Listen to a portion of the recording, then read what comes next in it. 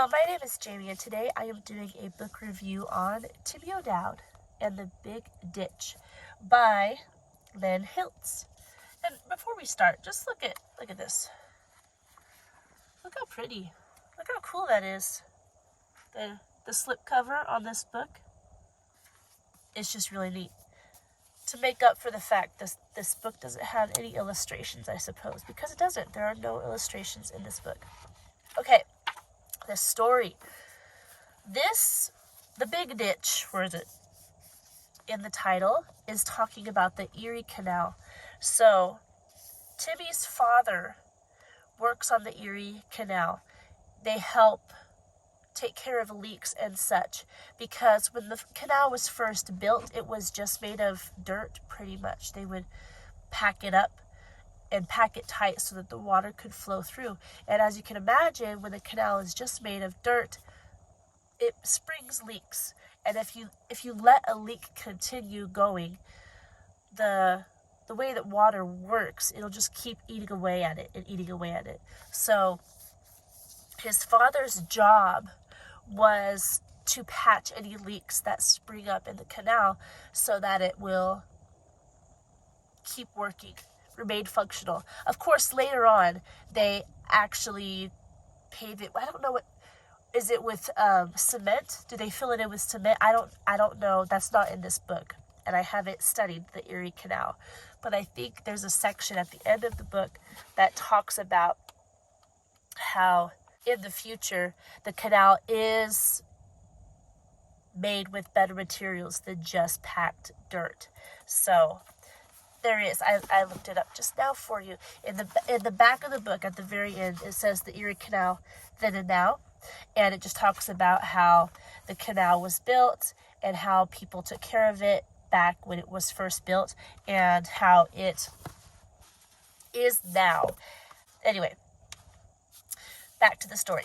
So, Timmy wants to be a ship captain when he grows up, but his father wants him to become an engineer so that he can work on the canal like he does. So that kind of sets the stage of the difference in desires between him and his dad. At the beginning of the book, his cousin also comes to visit, and his cousin is very different than him. Timmy has grown up in a life with hard work. He doesn't have any fancy clothes.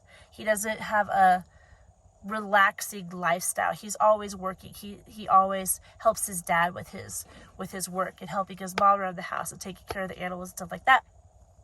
So when his cousin comes to visit, and his cousin comes with like all these fancy clothes and his paints and stuff, it's hard for him and his cousin to see eye to eye because they are so different.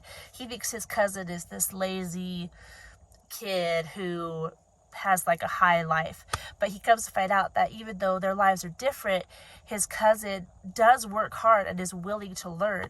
So there is some growth that needs to happen there between the two of them, and that happens throughout the book.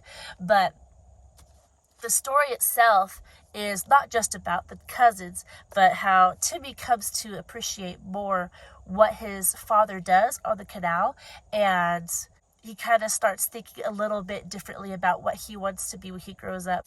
I will say that this was a bit of a difficult read for both my kids that have gone through it so far. My oldest didn't even read it because we started it, and it was just, I don't know if it was the writing style or the language, the boat language, that he just wasn't getting. So we actually skipped this one and went on to the book after it. But my second kid, he read this book, and it was a bit difficult for him. Whenever we read books that have a lot of boating terminology, even for me, because I am not familiar with boats, those are just a little bit harder to get through.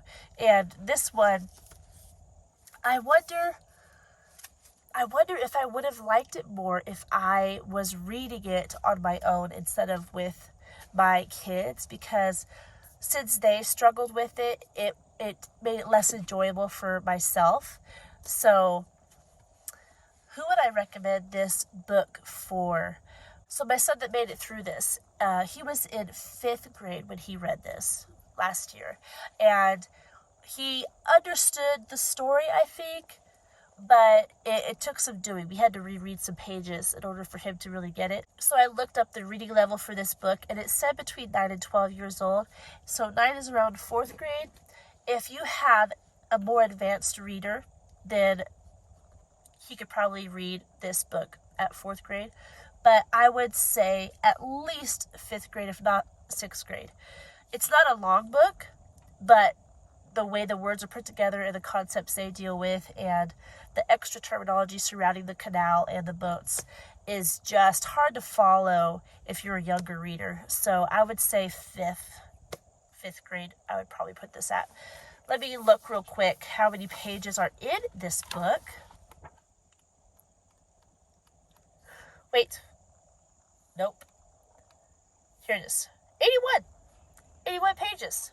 So it's not terribly long. There's the words for you in the margins if you're curious about that. And it was written in, let me see, 1988. There is a map in here of New York, but that's just about the only picture in here. So there you go. That's all I have to say for this book. I hope you are doing well. If I didn't answer your question concerning this book, go ahead and leave me a comment and I will get back to you and answer whatever questions you have to the best of my ability. Don't forget to like and subscribe, and I will talk to you in our next video. Goodbye.